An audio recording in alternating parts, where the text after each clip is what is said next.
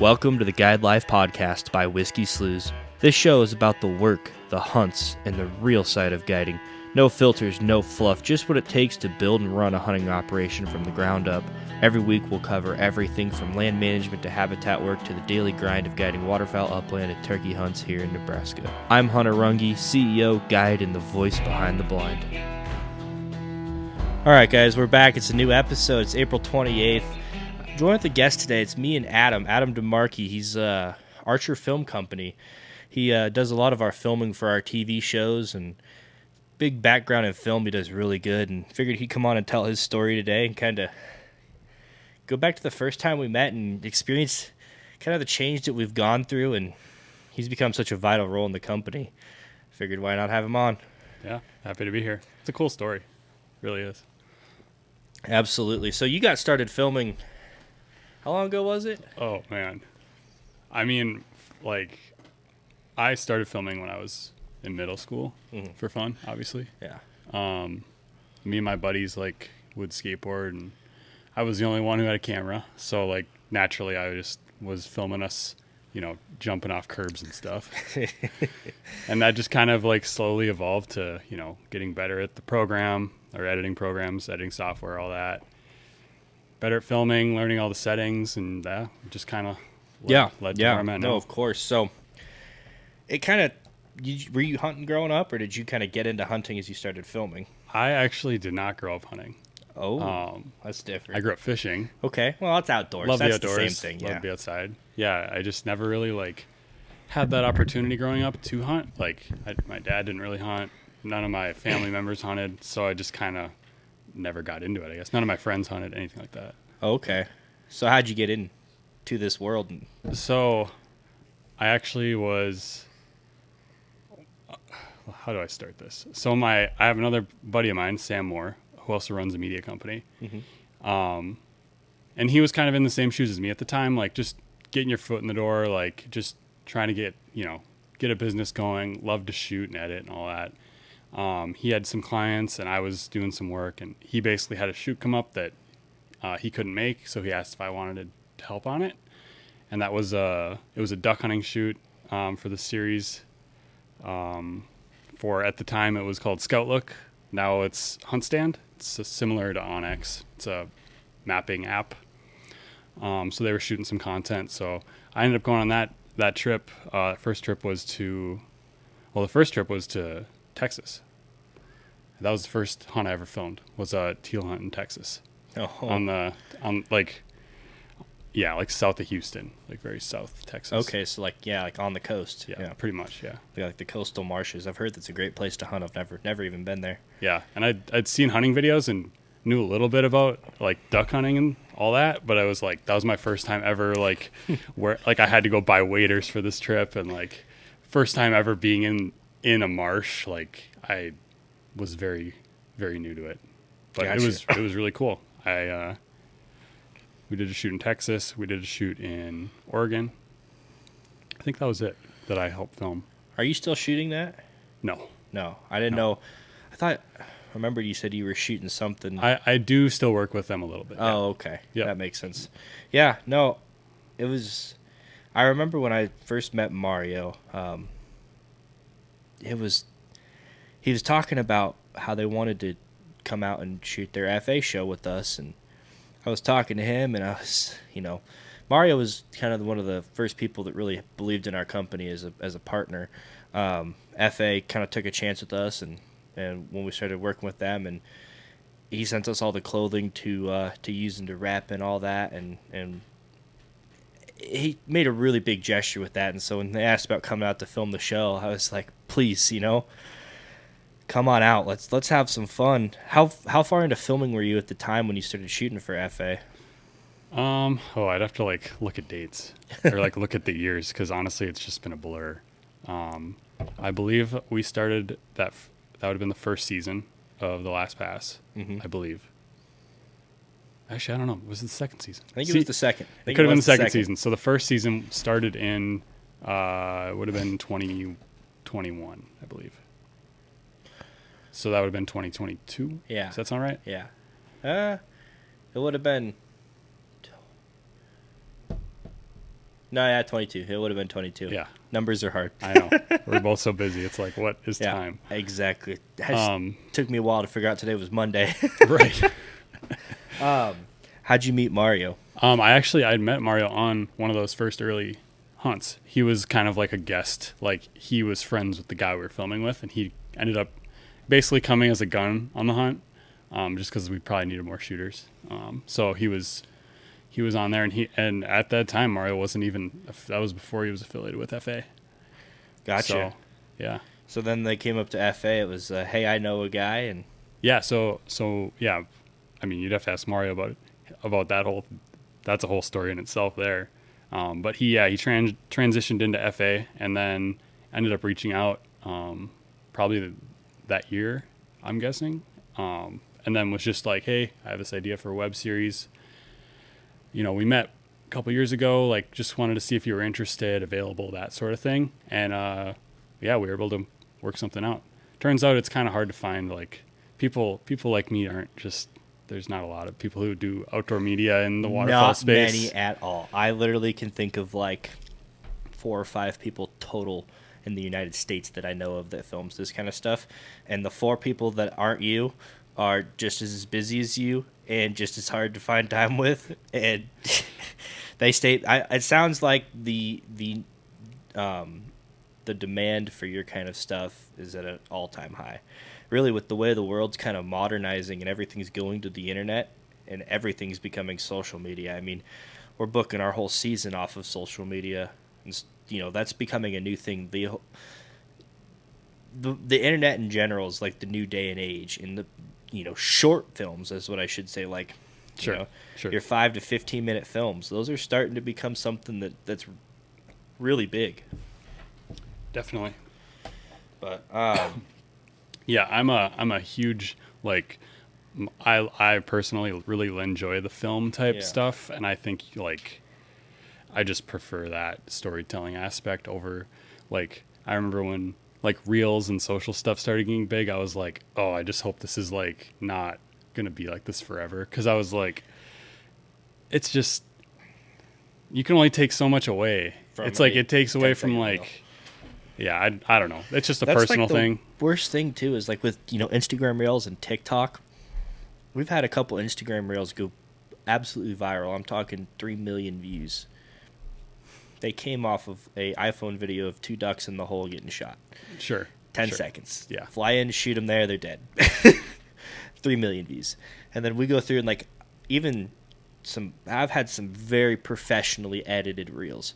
High quality TV quality, like camera quality, high quality audio, good music. I mean, just yep perfect reels. 3,000 views.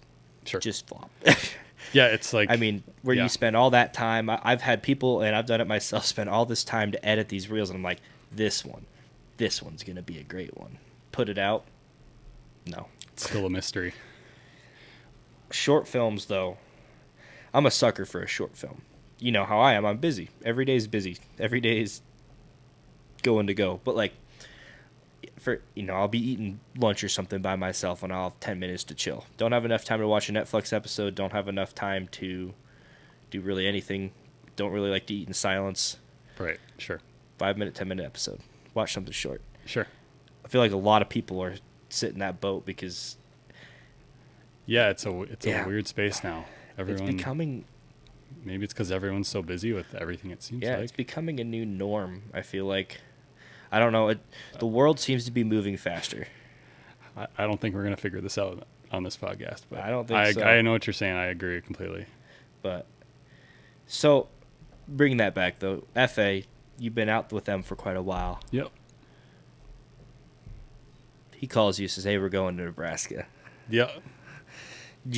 I'm sure you knew absolutely nothing about what we were doing in Nebraska or what was going on here. I think I looked up your website or your Instagram, and I was like, oh, cool. Like, this looks sweet. Like, you guys have some sweet areas you're hunting, like lots of greenheads. Like, it looks awesome. I just remember Mario just kept saying, oh, it's these young guys. You guys are going to be good buddies because you're young too. Yeah. Okay. Grandpa over there calling us young. That's funny. So you get here, obviously, I think, you guys got here. We hunted the Platte the first morning. I believe so. Yeah. Wasn't that something special? I mean, Yeah. when Mario came, we've been waiting for this day, because for us this was our Super Bowl that year. It was get out, get this content, get a really good produced show. Advertising, Sure. huge marketing bump for us. Yeah. What'd you think of that first experience here? I mean, it was pretty unreal. Really cool blind. Yeah. The Platte is really cool for sure. First time on the Platte. Yeah. Also too. It's something special to be out there, and honestly, we didn't have the most outstanding. I mean, we had great hunting, but we weren't banging limits every day. Especially the second day we went snow goose hunting, and they built that feed south of us, and it was what it was. That's hunting. Mm-hmm. But that one group we got in that second day, that group of like 10 or 12 or something, I remember we reined the whole flock. You got that so perfectly that one shot made that whole episode like fantastic. I've watched, how many times on repeat I've watched that reel, because I think I got that clip from you, just the clip of that happening. Probably, yeah. It's insane. Yeah, that was pretty crazy. That was one of the coolest things that I've seen fall snow goose season. But oh, you're talking snows, yeah. Yeah. I was talking about the snow goose hunt where we got all the That was a good clip. We got that other that clip made of the mallards too, where we had that. That was a big group. The big group. That was like 80, 100 mallards right in our face. I didn't even more than that. But no, that was also awesome. I kind of forgot about that one. For sure. You guys got some special stuff going on here. It was such a great time. Is there anything that kind of stuck out about filming our area that sticks out? Even the last 2 years, you were out last year as well. Anything that sticks out in like filming our area, like the way the scene is, I guess, the landscape and all that? Is there anything special about it? The first thing I guess would just be the landscape. I'm not used to that. It's very open out here, but it's also rolling. Yeah. But all the like cattle pond type stuff is really cool. Yeah. Land of 10,000 lakes. Adam's from Minnesota. Probably should have prefaced that. Land of 10,000 lakes. We're the land of 10,000 farm ponds. Yeah. You could go up over every hill. I can't wait till you're out here when we have a wet year. I mean, we've been getting drier and drier every year, but normally, it's not lakes, they're just little ponds. But yeah, you can get over into these rolling hills like that, and there'll just be tens of 20s and 30s of these little pockets of farm ponds. And what happens is when we get good water, a good wet year and good veg growth and everything, all these ponds are surrounded in food and veg, and these ducks will just sit on this pond, and then they'll hop up to corn or wherever, and they'll just kind of fly around these ponds. And it's kind of like Oklahoma and Kansas, but it's a little bit different because our ponds are just cattle ponds, like canyon ponds. And hopefully when you guys get a better year, or when we get a little bit wetter, you get to kind of fully experience that. But good news is the Platte will always be there. So, Right. But no, so kind of transitioned. We started with FA obviously, and we're still going. And but got a hold of you, get you out for a few times for this year. Kind of started a new project in the sense. We're doing a kind of a episode. So all the episodes on our YouTube channel, everything that's up there has been filmed by Adam and edited by Adam. And he's kind of become one of the bigger film people, and he's helping us really push our brand forward. So, it's kind of awesome to think about the full circleness of, we started off with, hey, Mario, we'd love for you to come hunt, to meet you, to get in here. And haven't announced it yet on much social media, so it'll be kind of like a little sneak peek for the podcast people. But we're doing a full project next year. It's going to be called The Guide Life. It's going to kind of highlight the ins and outs of what we do as an outfitter and the way our business runs. And it's going to have a little bit of kind of, reality raw TV in it. It's also going to have some testimonials, some stuff like that. But we're mainly going to tell the story of just a season at Whiskey Sloughs. And Adam's going to be doing a lot of the filming and editing of that. And we're super excited for it. Yeah, I can't wait. You guys, I feel like it's a good fit for you guys, really. I mean, yeah, you guys got a lot going on, and there's some tomfoolery. Yeah, for sure. Oh, dude, I'd love to have a mic on me for some of the funny conversations we get into, and just the jawing and the joking and the good stories too. But you know what? It'd be I think I thought about is like even having like a hot mic in the lodge while we're having dinner, talking to clients. Some of the stories and stuff like that, I know it'd be a lot harder than normal, but the stories that you would get, all Yeah. the cool Oh yeah. places people hunt, the way the funny stories, and then on top of that, we get some pretty crazy clients in the lodge. Like this one guy, he had like the world record sling buck or red stag buck with a sling bow is the Wow. title he has, and That's quite the title. yeah. I mean, done crazy shit. And he's telling us a story about how he's hiking through like New Zealand or something to shoot this red stag buck. And I didn't even know I had to look up what a sling bow was. I mean, you see crazy stuff like that all the time. I don't know if there'd be a way to bring that to the limelight, but if there would, that'd be kind of cool. Mm-hmm. But For sure. Yeah, you guys have a lot of people coming through your lodge, and I'm sure. I mean, I've gotten to meet some of the guests, yeah. some of the clients, and they're awesome. I mean, such a variety. And they're from all over the country. Do you film for a lot of outfitters? I don't. No, I didn't just know. you guys. Oh, it's just us. Pretty okay. much, yeah. I was gonna ask if like I mean, I'll shoot with. Obviously, we work with other outfitters through yeah, FA, yeah, and yeah. shoot with them and stuff. But like, yeah, I guess I didn't even know that. I guess I thought maybe you filmed for a fishing charter or some. I don't know. I guess I don't know why I thought that. I didn't know you do some filming for other fishing stuff, but I don't think I've done huh. any other outfit. I learned something new today, Adam. Tell you what. So, of all your projects, you obviously grew up fishing. Fishing has become a huge thing for you. Definitely. What's your favorite projects you've filmed in the fishing world over these last couple years? I would have to say, I shoot a lot of like personal, like kind of passion project type stuff. Fishing, obviously.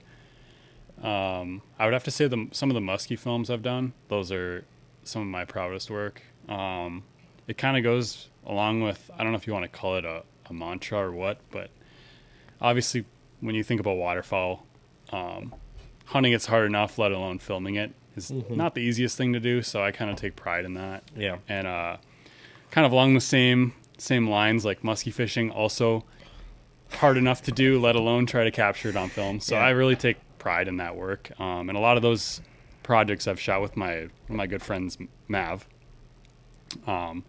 He's an absolute muskie fiend. So and I love to chase him too. So it's always fun working with people who are passionate like that, right? Yeah. So I'm pretty proud of those projects. Muskie. Yeah, you told me it was last night on the way home from hunting. You were telling me, you said you've caught 15 to 20 in your whole life. Probably. That's just a guess. I mean, That's not even that many, but no, it's what I was saying is that doesn't sound like a lot, but that's still a lot. I mean, considering I think I've caught one little one. In all honesty, I think I caught one little one, if not zero, in my entire life. And I mean, sure.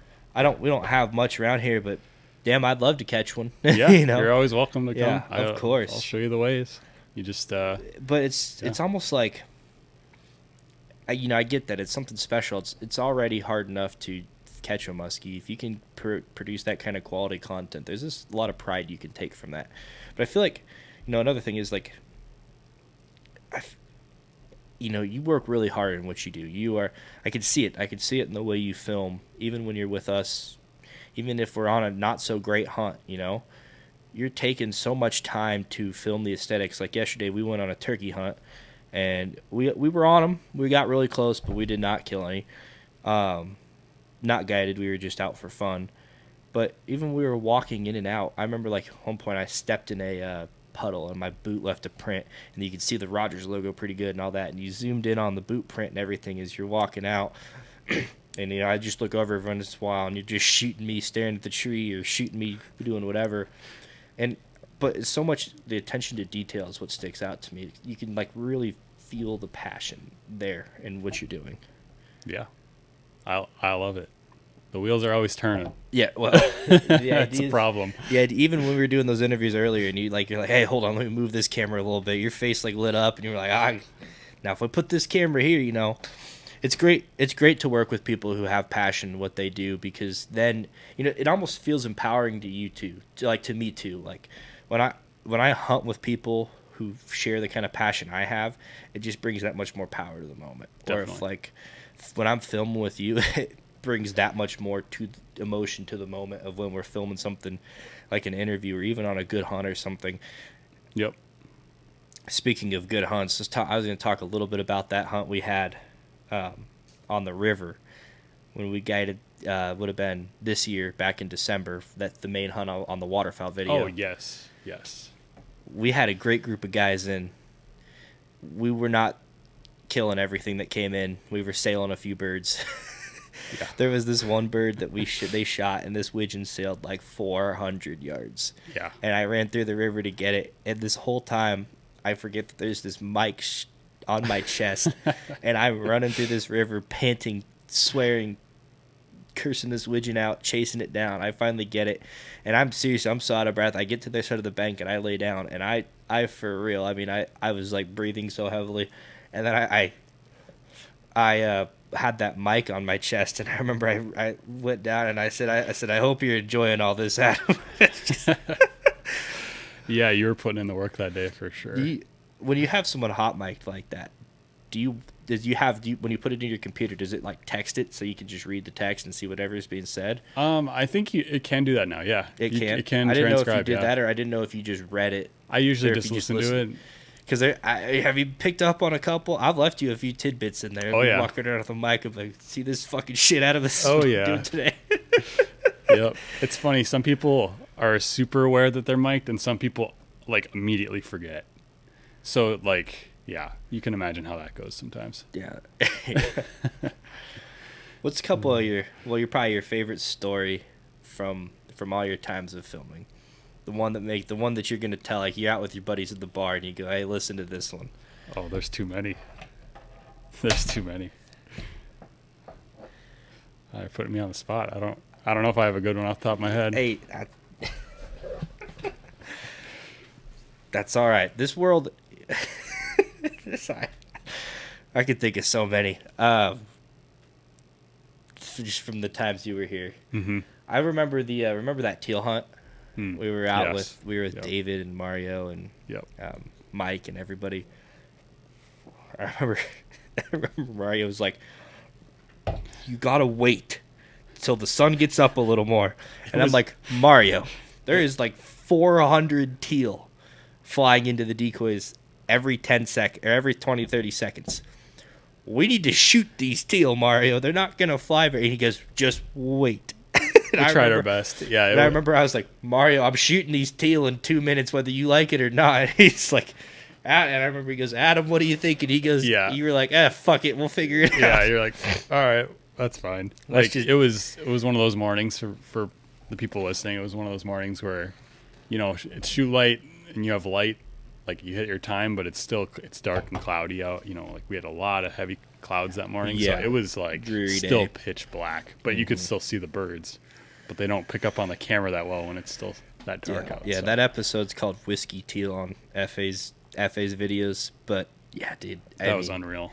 We I don't think 8-man limit or like 7-man limited teal in like 7 minutes, 8 minutes, and then we shot a Insane. couple mallards later in the morning. Yeah, insane. That was an awesome morning. That was so much fun.